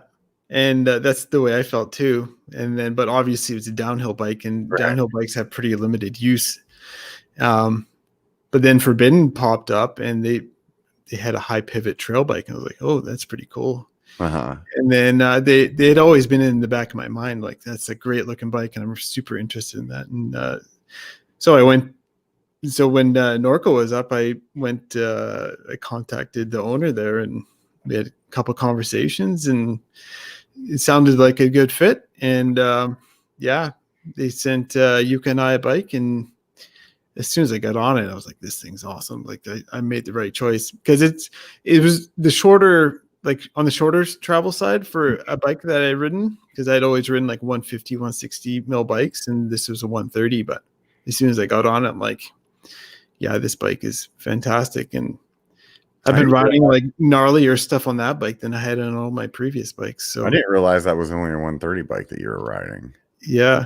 It works really good. That high pivot is like, it's funny whenever people ask me about the bike, I always feel like I just start like gushing, Yeah. Like they're like, this guy's sponsored by them. Like I can't trust them, but like, I really do like the bike. So, yeah. So how much travels on your fork? It's a 150. Okay. So 150 up front, 130 in the back. Yeah. That makes sense. You can run it with a 140 or 150. Yeah. And even 150 is shorter than I'd ever run before on a bike. So, but that was fine. Yeah. I feel like 150 is like the sweet spot. Like honestly, it's like not too much and not too little, you know? It can really depend on where you ride, like, but yeah, on the bike it's been great. But yeah, if you lived in Whistler, like it's pretty gnarly riding in the valley there. Like nothing is easy in Whistler. So you might want a little more travel, but yeah, it's been like they're actually, I don't know if you've seen, but they've got this prototype floating around on the internet that seems to have more travel. And if it ever came to choosing between the two, I'm like, oh, I don't know if I'd actually want more travel, because the bike I'm working with right now is just like, I'm really enjoying it. So yeah. So where are they from? Where's Forbidden from? They're from BC as well. So we have an island off the coast here called Vancouver Island, and there's a small town there called Cumberland, which is like a mountain biking hotspot. And they're based out of Cumberland, BC. Yeah. Okay. So it's pretty cool that they're local as well. Yeah. Oh, that is cool. Yeah. How did you get from how did you get into the part where you're like getting like sponsors, like bike sponsors on your channel? Like you just got to a certain subscriber count and they reached out to you, or you started reaching out to companies? Well, it started with Paul the punter. He became an agent for a bunch of us. And so it always had been in my mind, but I don't have the confidence or the negotiating ability to even to do that stuff. So the first year with the sponsors, Paul negotiated 4 sponsors for me. And he was a sponsor for like Brian and Phil and Bobo too, I think. And or he was an agent. And so yeah, it was cool. Yeah. But now he's gone off and done his own thing, so we're all on our own again. And, so I have to negotiate myself, which to be honest, I don't enjoy doing much at all. Like I feel so stressed out, and I probably take it a little too personally, you know? But at this point, like I only want to work with people that I actually like, I would want to use their products anyway in the first place. Right. So yeah, so Forbidden is like that, and then my other one, Noble Wheels, is I would ride those anyways. How'd you get hooked up? Noble Wheels, I've been actually my friend. It's funny. It's a funny story. So the owner of that company, we used to ride together as teenagers. Oh wow! And then he kept riding, and then I got that career, and he kept riding, and I came back and I started asking him all these questions about bikes, and so then I guess we started riding again together, and then I started to realize that there's these carbon wheels on the market, and you can start riding with carbon wheels. So I started to try them out, and I'm like, hey, these are pretty cool. Like they're actually like pretty light, and they seem pretty strong. And he's like, oh, I don't know about that. And but then he tried it, and he ordered a set himself, and he's like, hey, these are good. And he started his business like that, and he started building carbon wheels, and then he like grew it into Noble Wheels, and so now they got their whole lineup of wheels, and they're doing pretty well. And actually they just moved to Cumberland as well on Vancouver Island, so they're like neighbors with Forbidden. It's pretty cool. Yeah. So, but yeah, it's although he's my friend, they're great wheels, and I'd ride them. Yeah. Anyways, so and knowing Trevor, like he's the owner. He's like really very, very technical about how he builds the wheels. He's very specific, and so yeah, they're pretty solid. Yeah. So what kind of advice would you give to somebody that's, has a smaller channel that's trying to get, to the point to having sponsors? Like, what would you tell them? Oh, I don't know if I have good advice. I don't just make like a really nice, like visual portfolio PDF. Just kind of like explaining your channel and with the numbers and stuff, and reaching out and if I would personally just work with people that you would work with anyways, even if it means you're not going to make as much money. But yeah, because there's like another brand that I was talking to, and I just didn't get a great vibe from them when I was talking to them, and I was like, I don't know, I don't feel good about this, and so I decided against it. So, what point were you like at in like subscribers whenever that started happening? When you could get sponsorship kind of things? Well, so when Paul started working with me, I think I was at like 40,000 or something like that. But I think Paul is very good at that, a lot better than I am. So I think if I tried to do it on my own, I probably wouldn't have been as successful as Paul was. Yeah. So, and his big advantage is he already knows a lot of people in the industry because he worked at Pink Bike previously. So, right. Yeah. Whereas I'd worked in video games. I don't know anybody in the mountain bike industry. Right. So, yeah. Yeah, no, I totally hear you there. Like all the connections that I've made are, from meeting people at like Sea Otter or, Sedona or whatever, and, getting their business card and bugging the shit out of them, See, I hate doing that. Like it's just, I can't find the motivation to do that. And then going to show like Sea Otter, I really don't enjoy that at all. I found it really overwhelming. And I'm not a fan of Sea Otter personally. It's just a little much for me too. Like I really, really like Sedona Mountain Bike Festival. It's like big enough that like there's a bunch of brands there and there's stuff to look at, but it's small enough that like you don't feel like Sea Otter makes you feel like you're like at like the mountain bike mall, and I don't like going to the mall, and you're just like, there's like, you feel like there's just like all of these shops that are like, I don't know. I definitely agree with you on the overwhelming side of it. Plus it's like, it's not like the riding there is good. Like, I did a small ride there and I was like, oh, this isn't bad actually. Yeah. But there's not many trails around in that area. Yeah. I mean, if you leave and go to Santa Cruz, you're gonna have a great time, But, So, but I imagine it's like a bit of a victim of its own success. Like I imagine it wasn't always that way when it first started. I imagine it wasn't always that massive. But definitely. Yeah. Sure, it's definitely grown, but we'll see. I definitely really like the Sedona one. It is like highlight of my year. Like I look forward to going back to it every year. So I really like Sedona, but I'm not sure if I'd want to go then. Sedona's I find already so busy because there's so many other user groups there, like the off-road guys and like the people taking those Jeep tours and stuff.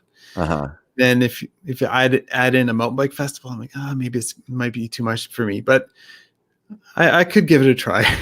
This is the thing. There are so many trails there that like, it's not like you get out on the trail and it's like just so busy that you're like, this is lame. You know what I mean? Like, once you get out for a ride, for sure. Yeah, I think that would be good. And basically, I mean, you can ride like a lot of different trails, even just from pedaling from the event. So it's like, so many different directions that everybody's going. And then some people are just like hanging out at the event and pedaling around there. And, so it's just, I don't know. I think it's just fun. It's just super fun. I hope that it doesn't get canceled this year. I'm planning on going to Sedona that time of the year, no matter what. So if the event happens, it happens. If it doesn't, I'm still riding Sedona in that time of the year because it's just, I mean, you've ridden there. It's so fun riding, like, and it's different. It's definitely like I'm used to big grueling climbs and super long descents, and there it's like, it's really punchy and it's like, but it does have that technical aspect of it, and it has, the big rock rolls and things like that. So totally. I don't know. It's just, they do well there. We joke about Arizona though, that like Arizona's downhill has like, 50% climbing. So well, if you go to Flagstaff, it's actually pretty good there. Yeah, I have to go up there. You like it up there? Yeah, I only did like one small ride there because it's by the time we get down to the States, it's pretty much fall there, and it's pretty cold in Flagstaff at that time and almost snowing. So but they've got your typical ride up, ride down riding there. Yeah. It's quite good. Yeah. How does that work with like do you obviously you have to get a visa when you come to the States, or I don't know how that works with like Canadian citizens? No, we don't need a visa. Canadians can just come in for 6 months at a Oh, time. so you could be here for that's a long time then. Yeah. Yeah. Oh, that's cool. Yeah. So it's pretty chill. Yeah. Like most people don't have this problem, but yeah, we have to really make sure we don't overstay because we don't want to get banned from the States. If you overstay, they don't take it lightly. They might think you're trying to work down there or whatever. So I see. Yeah. So they like figure that out whenever you're coming back through the border or something like that. Yeah, I think they could. It probably comes up on their computer. Like if you drive through with the same plates or the same passport, then they'll see immediately how long you've been away for. I would think. Yeah. Yeah, that's interesting to think about. Huh. So. But yeah, it's been close for us because like in the past we forgot about the previous time in the same year that we went to the States. So like in the time we went, it was actually only 5 months. But if you added up the time that we went in the spring, the year before, then we were actually almost going over. Oh, because you like forgot about it. You're like, that was yeah. You have to be careful. Yeah. Yeah, no, I don't want to lose access to the States. Like there's so much riding to do there, and there's so much, like it's a great place to go in the winter and stuff. So yeah. How does that work with like because you guys have like socialized medicine up there, right? Yeah. So like how does that work down here? Like if you were to get hurt, you just go to the doctor and then Canada picks up the bill? No. So what happens is so technically Canada picks up the bill, but only for how much that procedure would cost in Canada. So you'll get whatever extra then. So it's so much more expensive than States. So we buy travel insurance before we go. Oh, okay. And then if there's an issue, then the travel insurance covers the difference. Oh, that's super smart. That's good to know. Maybe someday whenever I talk the lady into the van, then it's going to happen. I'm going to have to get me some travel insurance. Yeah. It's pretty important. Like, because it's funny, like, I don't know, I don't want to get too political, but yeah, it's crazy that you guys don't have this socialized medicine down there. Yeah. I've ridden with a few guys down there. I remember in Unprofessional Kyle. Do you know him? Yeah. I was actually riding with him today. Oh, really? Yeah, I was riding with him today. Oh, that's hilarious. Yeah. So I met him in Grand Junction, and we were riding like lunch loops and stuff. Mm-hmm. He's like, yeah, I got to take it easy. I'm still paying off my last injury. Yeah. Like, and it's a lot of money. Like, like that could bankrupt somebody, like just falling off your bike. You know? Yeah, it's crazy. And it really like puts a lot of economic pressure on, especially young people, if they get injured and they don't have insurance. Yeah. So it's it's a scary thing to be an American mountain bike without insurance, I think. But yeah, there was a small part of my life that I didn't have insurance, and it was definitely like it was stressful, and I mean it is what it is. So I guess, right? Yeah, well, I'd probably still ride my bike even if I didn't have insurance. That's for sure. Yeah, I would too. There's a bunch of stupid things I do. That would be one of them. So when you and Yuka decided to go move in the van, like I don't think she had a channel yet, did she? I don't think so. So I convinced her pretty soon after to do it. So she had that's why her channel is called Van Girl Yuka. Yeah. She started after we moved into the van, or she documented the process of building it a little bit in the start before we moved in. So yeah. So what was it like? Basically, because you guys were going to go travel, and then she was like, well, I guess I'd do a channel too. And like, why not just like help you with yours? I think I just wanted to keep everything separate. So like, I don't know, maybe it's not the nicest thing to talk about, like, but if we ever split up one day, that would be like a really messy. Yeah, that would suck. Yeah. And she's got like her own voice in her way of doing things as well. And I've got my own way of doing things. Yeah. So I feel like, and I'm glad she made her own channel because she's got like such a strong personality Uh-huh. that like her channel is like completely unique from not mine. And it's happened a couple of times, like if we make a video about the same ride, like her video is completely different than mine, which Yeah. I think is fantastic. Yeah. Yeah, So no, it's super interesting to see yeah. how two people edit the same thing. Like whenever Brian and Alex were doing that, they were like going, I don't remember which one it was, but they were like both doing like videos every day on one of their trips, one of their redemption trips or something like that. And it was really interesting to see like how one person's edit was compared to the others, you know? Yeah. Yeah, definitely something else. Her channel. Maybe part of it is like I'm not very good at collaborating, like especially in something like so like, like I'd rather have it like one vision. Uh-huh. And yeah, I don't like, I feel like it would cause a lot of friction in the relationship if we were both working on the same video all the time. Yeah, definitely. I Yeah. understand what you're saying, dude. I totally can understand what you're saying. I wouldn't want to do that with my lady either. But I think we're still unique because like Ryan and Lone Ranger, Beth. and Beth, yeah. Yeah, Sorry, Beth. Yeah, they work on it together, and then Sid and Mackie as well.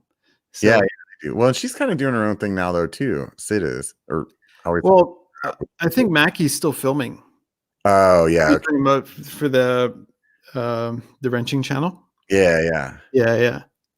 Yeah. I think they're still doing it together though, but it's just I didn't understand why they did a separate channel. To tell you the truth.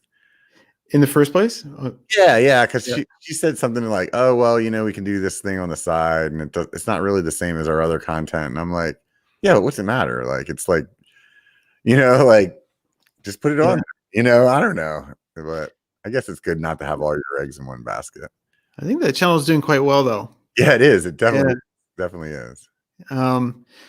And then I guess another example is like Dusty Betty and Hardtail Party. Yeah. Like they're doing their own channels. Yeah, I haven't talked to Tess in a long time. I was actually thinking about reaching out to her to get her on the BCPOV Bar because I talked to Steve just not too long ago. I had him on the show, and I was like, I haven't talked to her in forever. Yeah. It's funny, like small world kind of things when you're in, like you asked me earlier, about Unprofessional Kyle, and I just so happened to be riding with him. It made me think of like Dusty Betty was like friends with one of my friends in high school. Like I didn't even know. Oh wow. Yeah, like later, whenever I had like posted some video or something like that she was in, and one of my friends from high school was like, she's like, "Oh, that girl used to teach me how to ride horses when we were in high school." And I was like, "What?" Like just so like random. Like where did that come from? It's a small world. Yeah. It's definitely interesting. So what are you looking forward to getting to as soon as the cast comes off?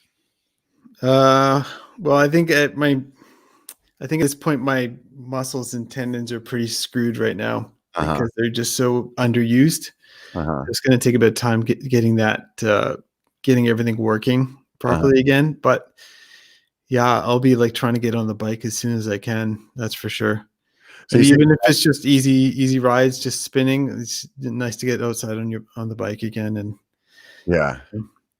But I think my range of motion and my wrist will be pretty messed up too. So it might be painful just to grab onto the bar because I have to like use my wrist a little bit to this injury before with the other hand. So you kind of know what to expect at this point, huh?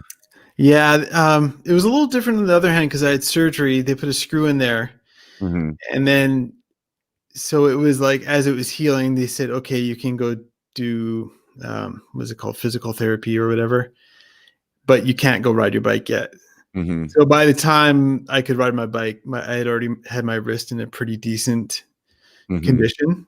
So, but maybe it'll be the same way for this one. It might be that, okay, well, you can do physical therapy, but you can't ride your bike yet. Who knows? So what was the difference in it? Was it just the way that that the brake was or something? Like why couldn't they just chuck a screw in this one too? Yeah, I kind of wish they did that. But so this one actually, like the skateboard's like a little bone down here. And in this the reason I need surgery for this is because the bones weren't aligned anymore. Uh-huh. So they actually had to go in there and like realign the bones.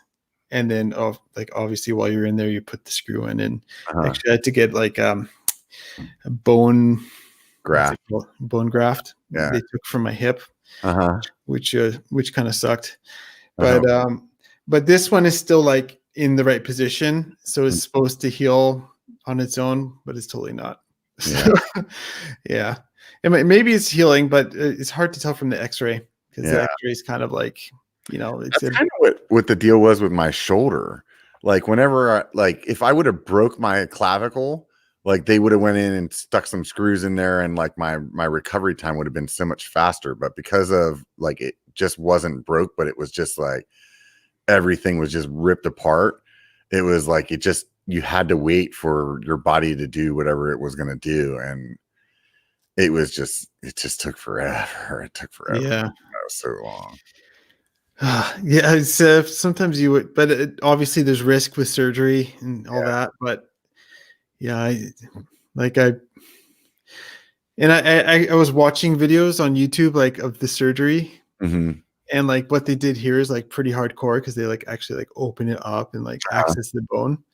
But if it's still in place, they actually just cut a small hole, and then just like through that hole, they'll drill a small hole through both bones, because they're still lined up, and then they'll just stick a screw in there. So it's actually like way less invasive. Right.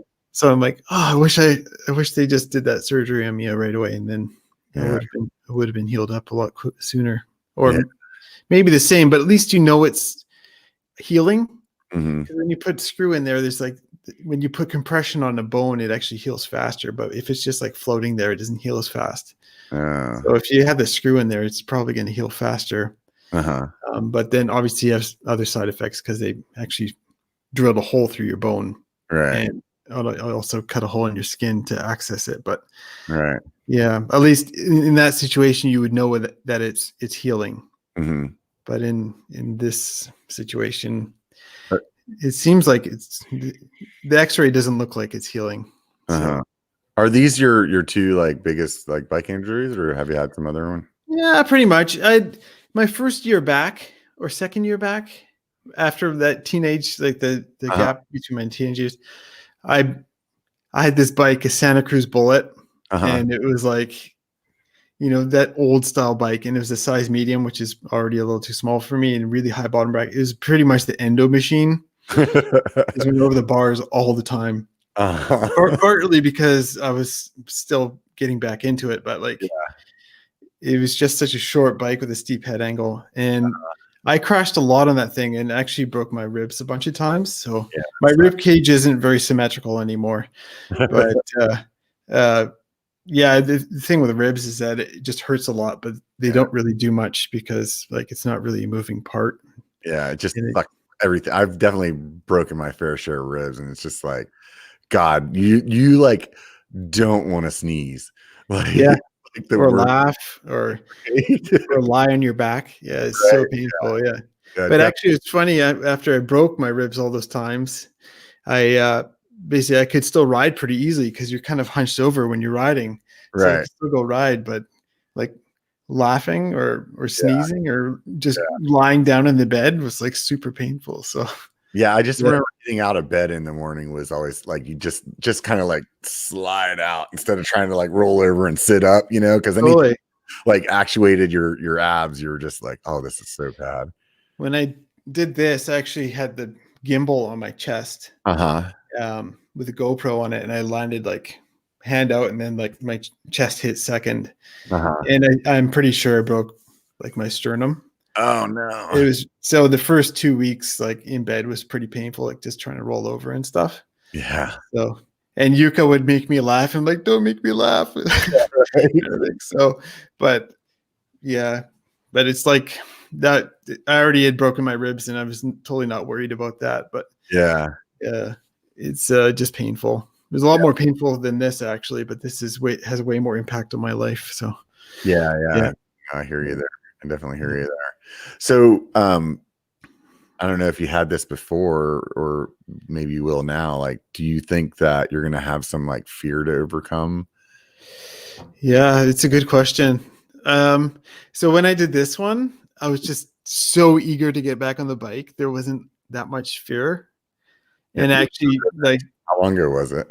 I don't know. It was before the YouTube channel, so probably like 4 years ago. Years ago then. Okay. Yeah. And I broke it in the Whistler Bike Park by like misreading a feature. Uh-huh. And then it was healed by like a week before the bike park closed. And I went back to the bike park, and I think I rode that feature before it closed, I think. Uh-huh. And, yeah, I was, as soon as I could get on the bike, I was just so eager to even ride again. I didn't have too much fear. Mm-hmm. So, yeah. Do you think it'll be that way? I mean, because you have a lot more like on the line at this point, like it's your job and everything. Yeah, So that's true. like, do you think that you'll be more timid, or do you plan to be more timid, or do you plan on like just taking it with stride and being like, I don't know. It seems like Seth, like when he breaks something, he's just like, yeah, well, it healed. Okay, keep going. Yeah. I'm already pretty like calculating when I ride, and I don't crash that much.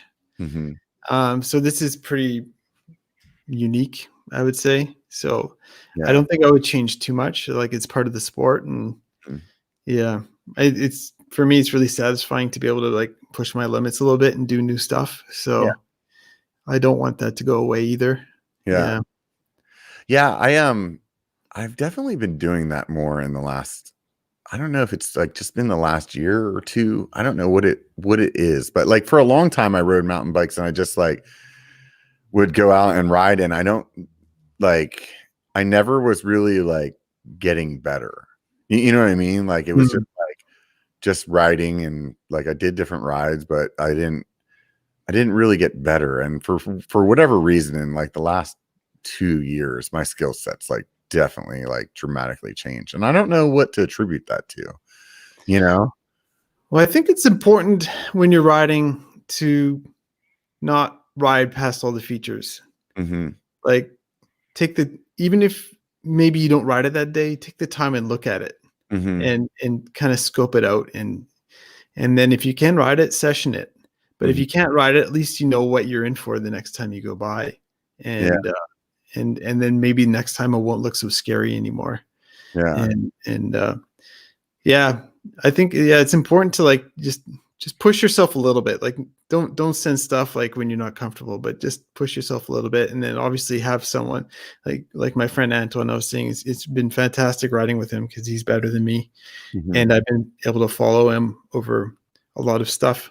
And, it really builds your confidence when you're doing new things. So, and a lot of it's just confidence. Like, you probably have the ability to do a lot of stuff, but it might just look a little funny, or you're just like, you don't have a lot of experience on that kind of feature. But you definitely, if it was like in a skill park, you could do it. But now it's on the trail in a different context, maybe you wouldn't do it. But at least just take a look and scope it out a little bit.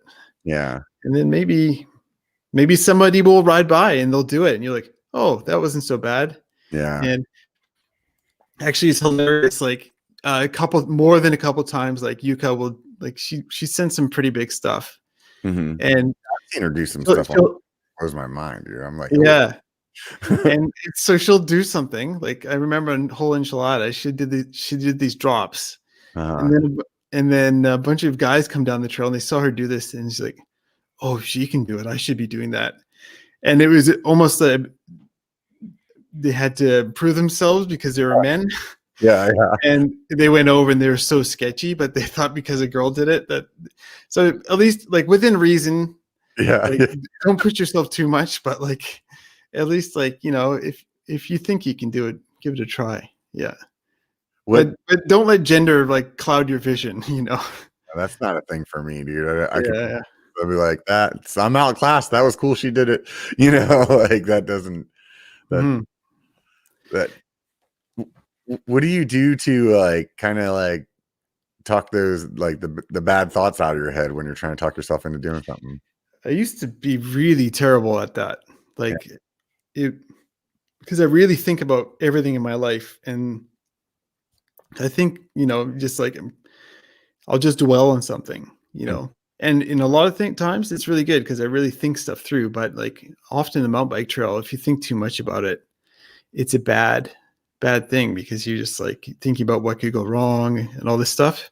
Yeah, definitely. So I found one of my tricks is that I just tell myself how fun it'll be to do it and how stoked I'll be if I do it. And just force myself to think only about that, and just that pushes out like all those negative thoughts. That seems to help a lot as well. That road gap video I had, it was a kind of a weird situation because it was all of a sudden like this 12-foot drop over a road. And then I hadn't done any drops, anything before that all day. So I was not warmed up at all. And it was a weird run in because it was just like, there's no trail leading up to it. It was just like this one-off feature. So I really had to like get myself in the right mindset. And I always feel kind of embarrassed about it, but it was the way I went about it. But I just basically ran up and down with my bike and like rolled into it, ran back up, rolled into it, ran back up, and then like really got my heart rate up and kind of that like adrenaline going.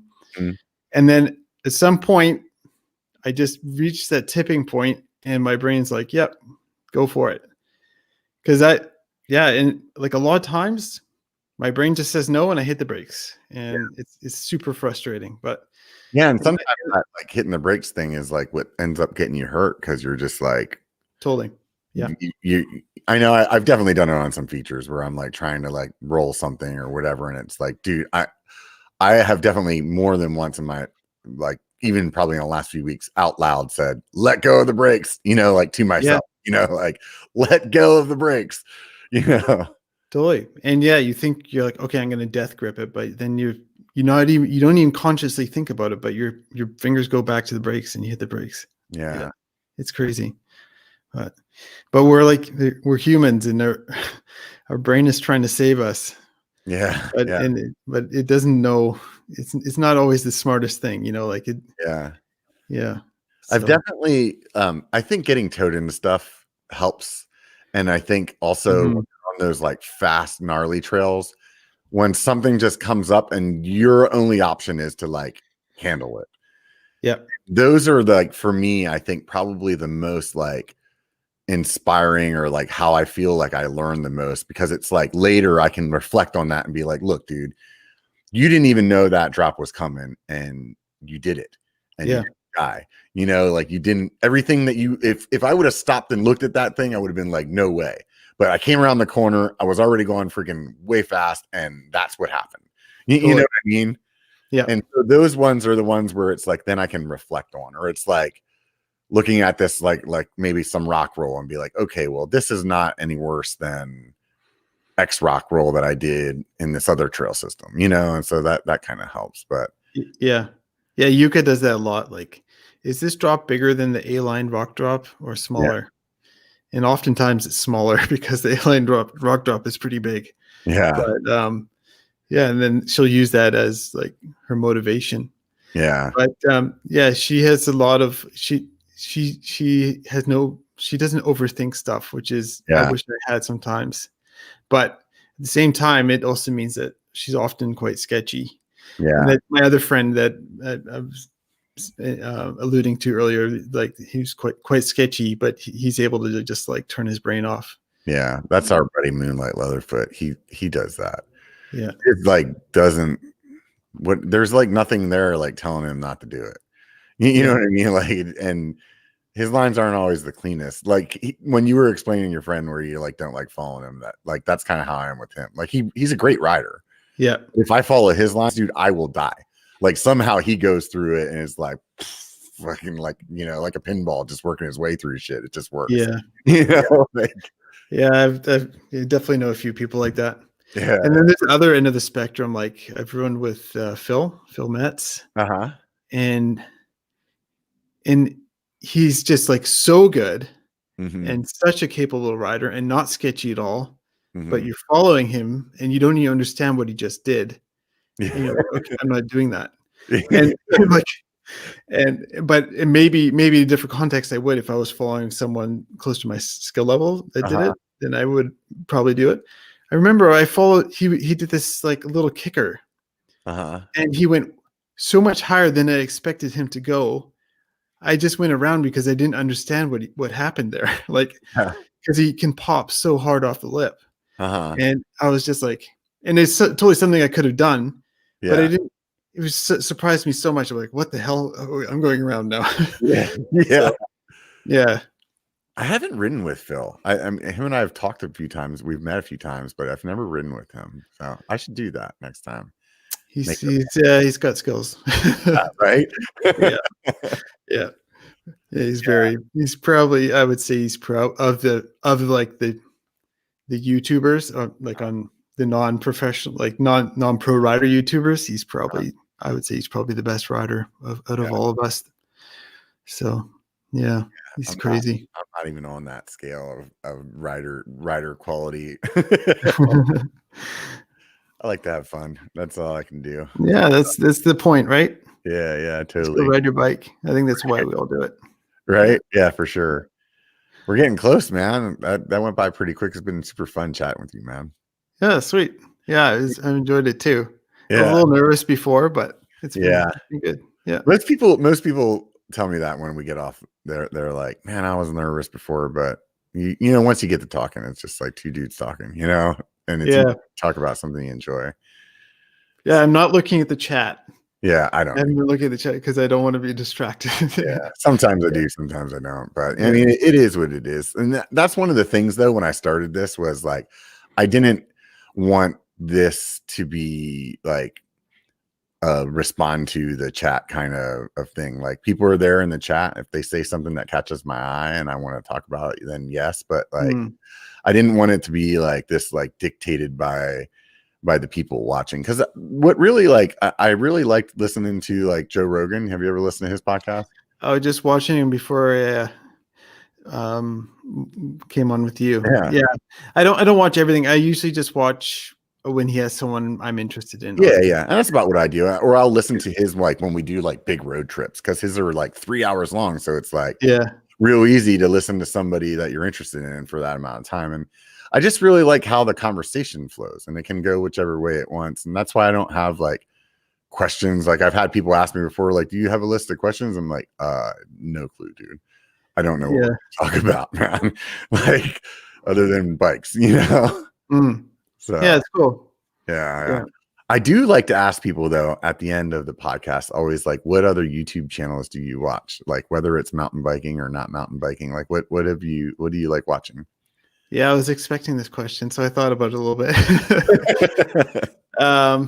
Yeah, there's this channel called Bad Obsession Motorsport, and they build like race cars, and it's like a British channel, and they really like kind of have this dry humor, but they're also super talented with what they build. Yeah, so it's like really like different than like one of those American car channels, you know. So I really enjoy that one. I've been watching, like, you know, like I'll like binge on someone's channel for a couple weeks just because, like, I don't know, just get it through my head, and then I'll go. Yeah. So there's like this Tektronics channel where he just fixes like game consoles. It's really like meditative, like it's just relaxing watching him like fix a Nintendo Switch. Like, I watched some guy do something to some like old PlayStation the other day. It was like, take it apart and cleaned it and like changed the CD-ROM and like made it work again. I was like, that's really cool, man. There's so many channels like that. Yeah. It's like one of those things that you just like, I just spent like 15 minutes of my life watching something that has like absolutely no like purpose to my life. Like, why did I do that? Like, sometimes I feel guilty, but it's just entertainment. Yeah. And I guess, like, I just have to chalk it up as that. You know, sometimes I don't think about it that way. You're like, that was mindless. Why did I watch 15 minutes of cat videos? Like, TikTok. Do you ever get on TikTok? No, I don't. Dude, it's a time suck, man. Like, you're just like, oh, I'll just see something funny there for a second. And then like an hour goes by and you're like, where did the time go? Like, and all you watched is like people like doing like fail type of stuff or like make an ass out of themselves singing or something, you know? Yeah, I think I know. There's this subreddit on Reddit called YouTube Haiku. And I think it's basically TikTok before TikTok. And I get to the 200th post. They're basically all 30-second memes, like video memes. Just like, and I'm like, okay, after the next one, I'm going to stop. Okay, after the next one, I'm going to stop. What the hell? Like, I'm not stopping. And they're just all so amusing and just like, I don't know, this little hit of dopamine everyone you hit, you know? So yeah, right. Yeah. That's hilarious, dude. Yeah, man. Well, hey, dude, it's been super fun, man, having you on the show for sure. And all you guys out there listening, if you haven't hit the subscribe button, please do that, because I am watching the subscribers on this channel purely to decide whether or not I'm going to continue doing this podcast. So I had a goal of how many subscribers I want to be at in a year from when I started this season 2, and we're not even close. So if you're thinking about subscribing, if you've enjoyed this podcast or any other live streams in the past, hit the subscribe button, because that's what's definitely going to make sure that this keeps happening. If you like what you saw, hit the thumbs up, man. Seriously. It means a lot to see that. Leave a comment too. Like, those are fun. I like chatting back with all you guys out there. That's when I pay attention to you guys. If you leave a comment, I'll talk to you. Like I said at the beginning, man, if you guys want to help sponsor the show or the channels, both of them, the biker Patreon is the way to go. But if you don't want to do that, you don't want to do a monthly subscription, you can swing by shop.biker.com. You can pick up a hat or a shirt. That helps too. So I really appreciate all you guys out there tuning in every week, and same thing with you, Eric, man. It's been awesome having you on the show. It's been a lot of fun chatting for sure, dude. Yeah. Got anything to say to the people before we split? Thanks for watching and stay gnarly. Right on, man. So I'll go ahead and sign out. It only takes a bike to be a biker, so get out and be one.